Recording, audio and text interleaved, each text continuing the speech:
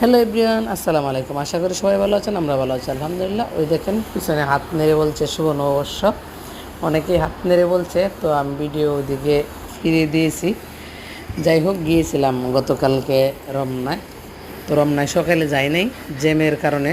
Jam হবে এটা আগে বুঝে গেছিলাম, তাই বিকেলে বাচ্চাদের আবদারে গিয়েছিলাম রমনায়। ওখানে বাংলা একাডেমির সামনে ও একটা মেলা বসছিল, ওখানে ঘুরে আসলাম। টিএসসি মোড় হয়ে টিএসসিতে ঘুরে এদিকে চলে আসলাম। তো যাওয়ার সময় এই জ্যামটা ছিল।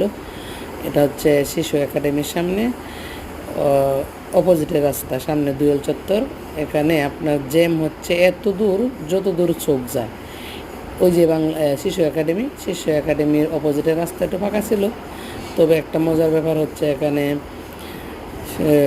ছোটো বড়, শিশু, নারী, বৃদ্ধ, আবাল বনিতা যারা আছে সবাই আর কি ওখানে সমাবেত হয়েছে। মনে হয়েছে যে রাজধানীর বুকে কেউ নাই, সবাই বাইরে আছে।